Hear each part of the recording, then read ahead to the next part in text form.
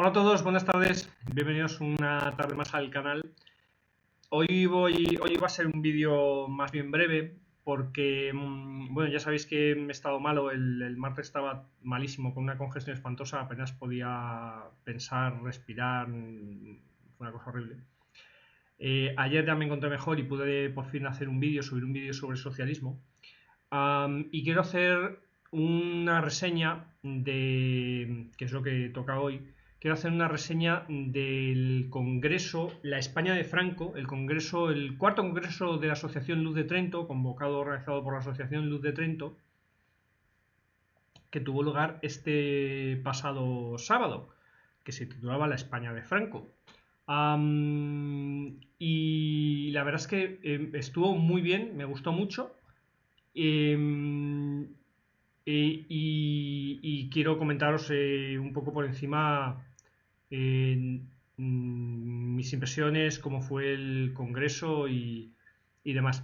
Am, por cierto, por si no lo habéis notado, aunque parezca mentira, soy capaz de tener menos pelo que antes. O sea, por fin me he cortado el pelo y ahora creo que me quedan uno o dos, como a Mortadelo y Filemón, que a uno le quedaban dos y al otro ninguno.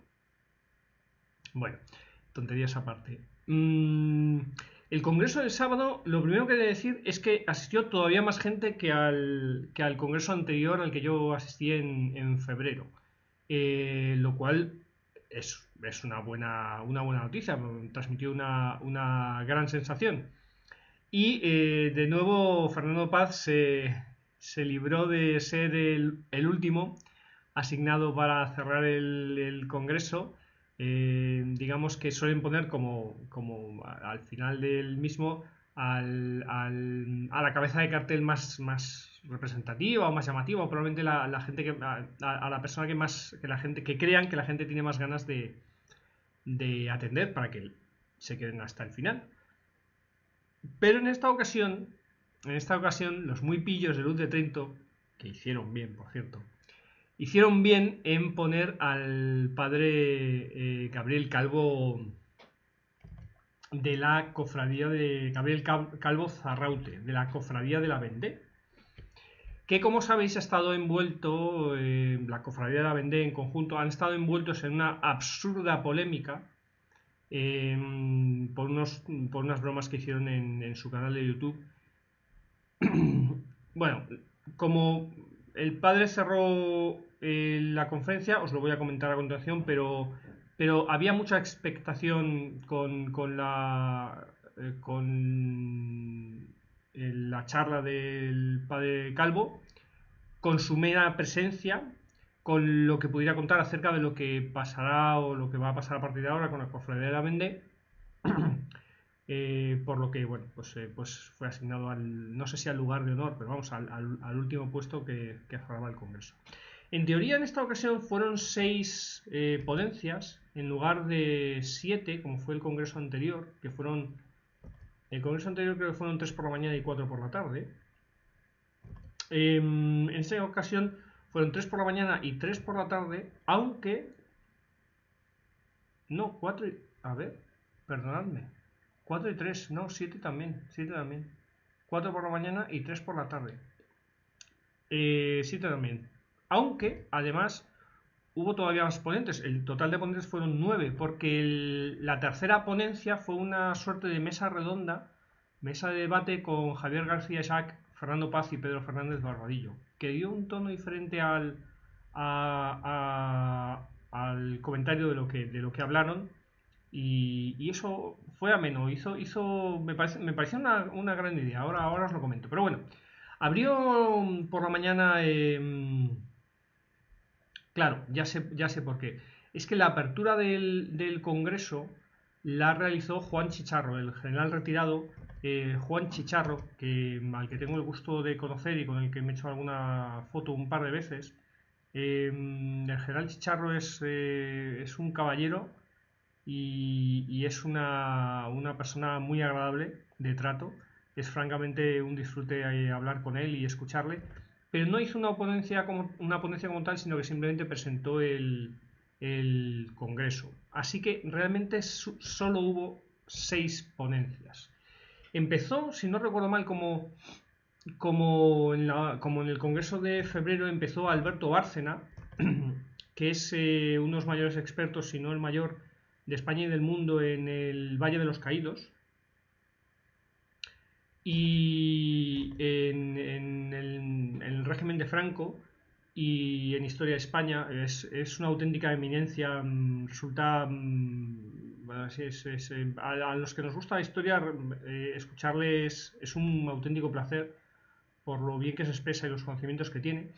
Le tocó lidiar, sin embargo, con un tema, con una ponencia árida y complicada, en la que explicó la esencia de la España de Franco como la ponencia se llama un Estado católico y social, pues la España de Franco como un Estado católico y social, eh, y estuvo orientada sobre todo pues eso, a explicar los intríngulis, eh, quizá las partes más desconocidas, más abstractas del régimen, y como tal las más áridas. El profesor Bárcena lo hizo estupendamente bien, pero es cierto que fue una ponencia difícil que requirió un esfuerzo de atención de los oyentes grande, pero yo la disfruté, me pareció muy, muy interesante. A continuación hubo un cambio de tercio. Salieron ahí a la palestra juntos Javier García Isaac, Fernando Paz y Pedro Fernández Barbadillo.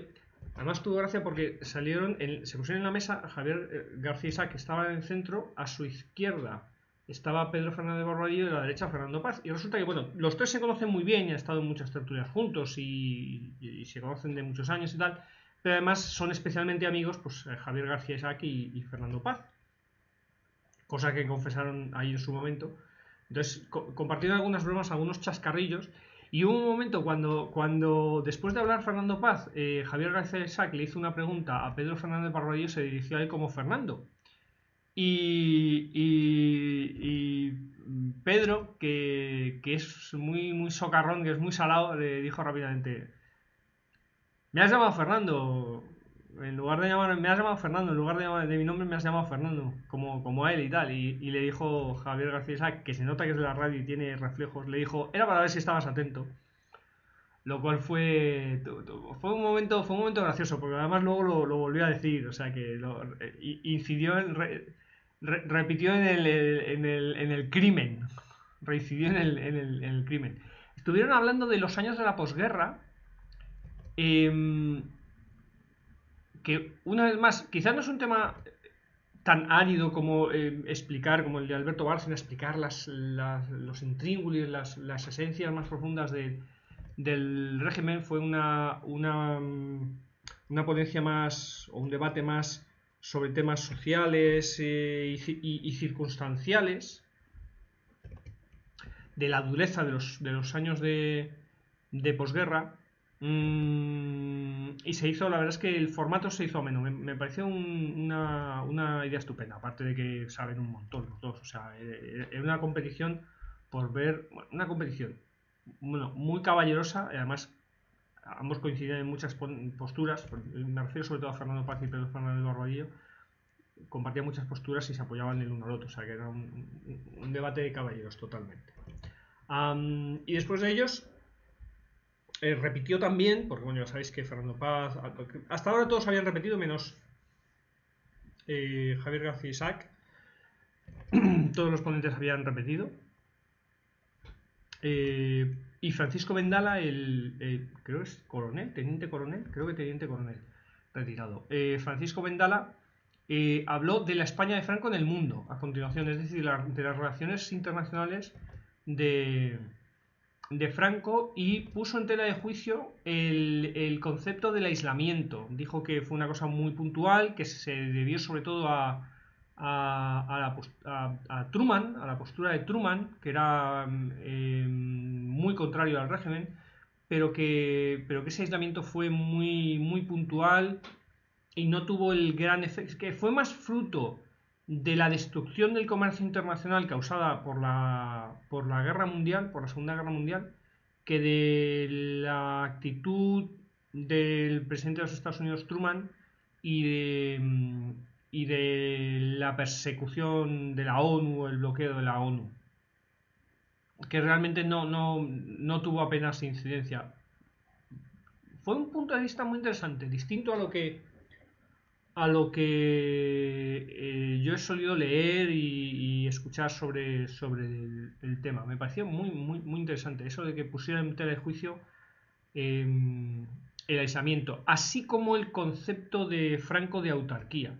Es decir, no sé si fue Vendala, o fueron Fernando Paz y Pedro Fernández Barbadillo en la ponencia anterior los que afirmaron que la querencia de Franco por la autarquía, el que quisiera aislar al país y vivir solamente de los recursos interiores, no fue fruto de una intención, sino de una situación internacional en la que no había alimentos, por la caída brutal de la producción de alimentos en todo el mundo, especialmente en Europa. No había alimentos y no había comercio, porque se habían destruido las rutas, los ferrocarriles, los barcos, las rutas mercantes, las locomotoras, todo había sido arrasado y claro, pues no había posibilidades de intercambiar nada.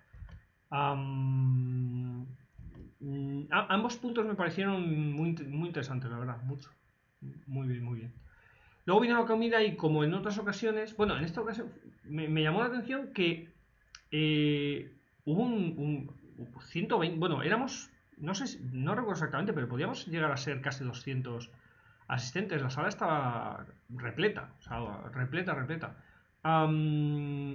Y más de 100, si no recuerdo mal, creo que era 120, asistimos a la comida, que era opcional, en un restaurante cercano que yo ya conocía y que estuvo muy bien, la verdad, para ser una comida pues, un poco de boda, porque, quiero decir, éramos 120 y tienen que estar las cocinas ahí, pero muy bien, o sea, no tengo queja, yo comí estupendamente, las opciones eran buenas y lo que trajeron pues estaba muy bien, así que muy bien, muy a gusto. Una vez más, tuvieron la sensatez o la precaución, o la buena idea, de dejar mucho tiempo. Hay gente a la que seguro que le fastidia, pero dejaron mucho tiempo después de la comida, entre la última ponencia entre la comida y la siguiente ponencia, la primera de la tarde. Normalmente la gente lo habría puesto a las 4 o a las 4:30. Sin embargo, una vez más, los de Luz de Trento lo pusieron a las 5:30 y creo que es una buena idea, porque a esa hora ya los cerebros vuelven a funcionar, ya está medio hecha la digestión, si no hecha del todo, y los cerebros vuelven a funcionar, porque es que si te ponen una ponencia a las 4 recién comido o 4:30, es que te duermes, teniendo en cuenta además la edad media de los asistentes, que yo a mis 50 castañas, 51, yo bajo la media de edad del conjunto. Porque hay jóvenes, pero no tantos. La mayoría somos personas mayores o de media edad. Bueno. A las 5:30 empezó la siguiente ponencia de José Ramón Ferrandis, que habló de la política agraria, industrial y energética. Si no recuerdo mal, José Ramón Ferrandis habló del periodo inmediato a la posguerra y hasta el 50 y tantos, 59, ¿puede ser? Creo recordar que fue así. Y el siguiente ponente a las 6:30, José Luis Orella, habló del siguiente periodo, la era del desarrollo económico, los años 60-70. Creo que se lo repartieron más o menos así, o sea que hubo una continuidad entre los dos ponentes. Y a ver, por una parte, a mí me entusiasma la historia y me interesa el periodo. Así que yo asistí con atención y me pareció todo muy interesante. Pero para alguien que no es aficionado, o sea, incluso si eres aficionado o tienes interés por el régimen de Franco, me parecieron ponencias difíciles. O sea, para muy cafeteros. Ambos ponentes fueron, bueno, como todos los del Congreso, fueron estupendos. O sea, no podría destacar alguno. No, es que todos fueron buenísimos.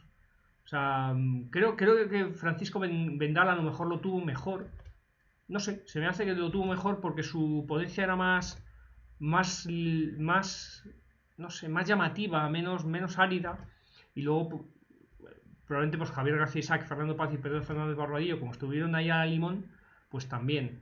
Pero son temas históricos muy áridos, muy de especialista de historia, algo a lo que va muy poca gente, pero bueno, ahí aguantamos el tipo, las ponencias estuvieron muy bien expuestas, hablaron muy bien, o sea, yo disfruté ambas estupendamente, la de José Ramón Fernández y la de José Luis Orella, y vamos, me parecieron muy interesantes. No os lo puedo repetir porque es que hablaron de temas realmente especializados y que yo no dominaba, no domino, pero muy bien.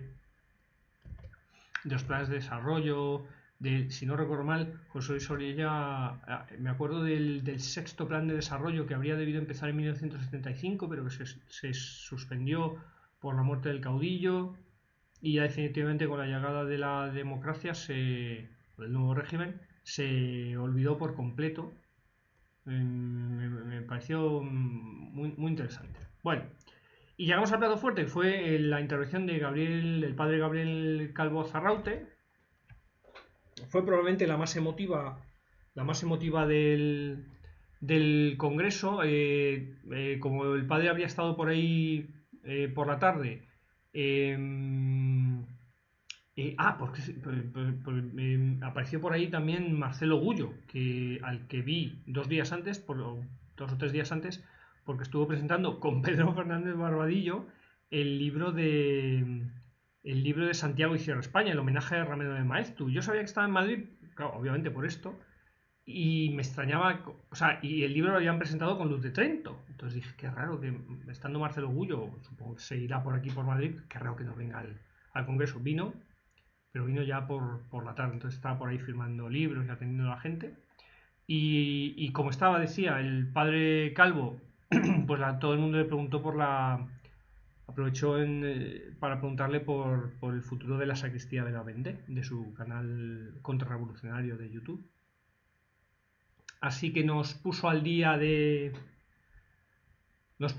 novedades, nos comentó.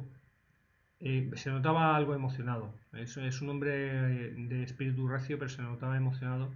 Nos comentó que alguien había propuesto, no dijo quién, pero alguien había propuesto a él y a otro sacerdote de la sacristía expulsarles del sacerdocio. Lo cual como dijo él mismo, son palabras mayores. O sea, incluso para los mayores pecadores, la Iglesia propone a veces la excomunión, que es echar a los pecadores, expulsarles temporalmente de la iglesia hasta que expíen sus pecados, confiesen, se arrepientan, bla, bla, bla, y luego pueden ser readmitidos. Pero si echas a un sacerdote de su ministerio, ya es una decisión definitiva, no hay vuelta atrás. Entonces, esta petición tan extrema, pues afortunadamente no va a tener lugar, pero ¿qué se pidió? O sea, alguien pidió, me puedo imaginar que a ver, los malnacidos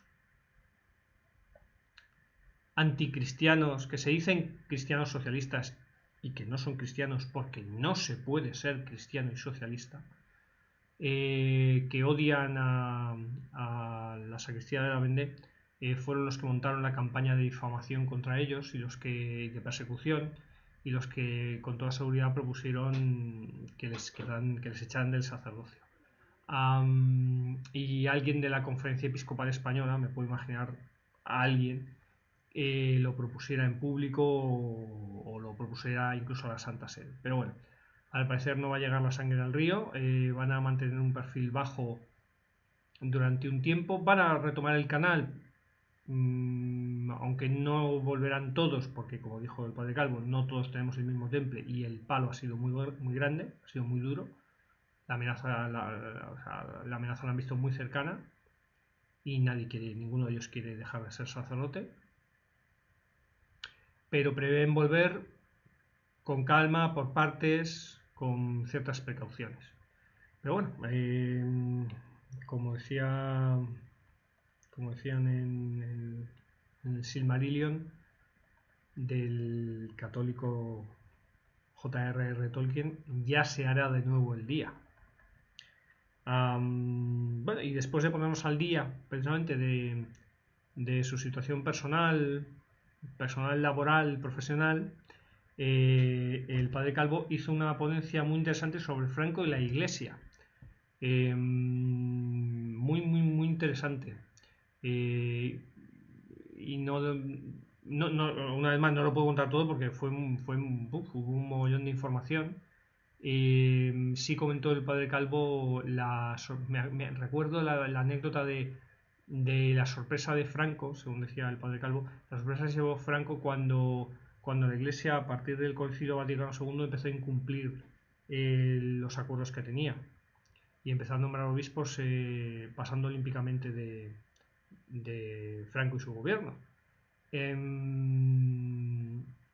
Para enorme sorpresa de Franco, que no se esperaba la traición de unos sacerdotes, de unos obispos.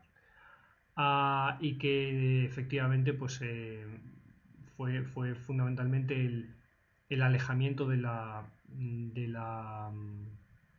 bueno, la actitud de Pablo VI, que fue un papa enemigo del régimen de Franco, y el alejamiento cada vez más acelerado de la jerarquía eclesial, de los valores católicos tradicionales, lo que provocó un cisma entre ambos. Estuvo muy interesante. Todo el congreso fue estupendo, francamente estupendo.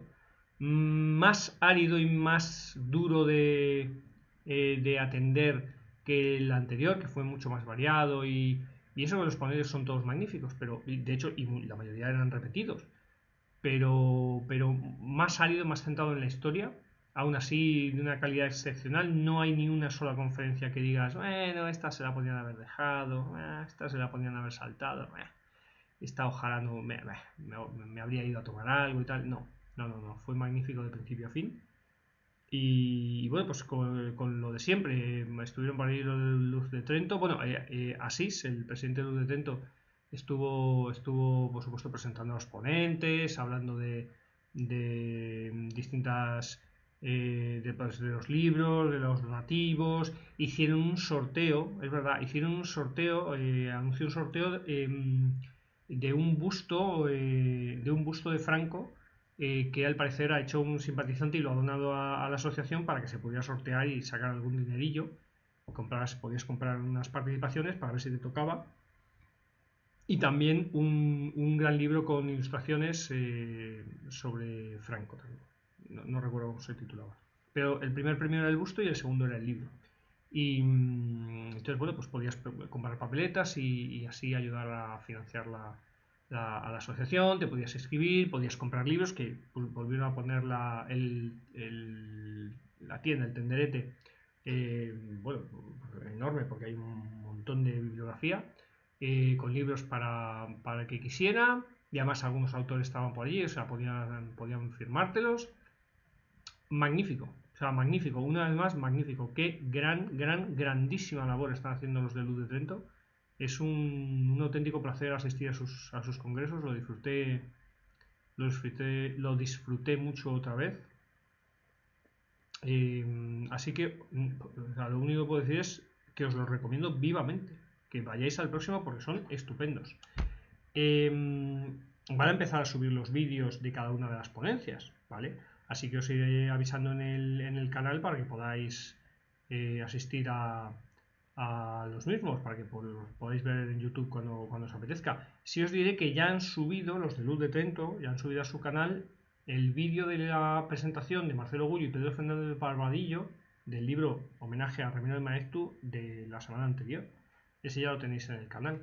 Así que cuando queráis, bueno, voy a ver si lo pongo en la caja de descripción del vídeo y cuando queráis podéis entrar a verlo, ¿vale? Y ya está, eso es todo. Voy a cortar que nos vamos de tiempo. Un saludo y hasta luego.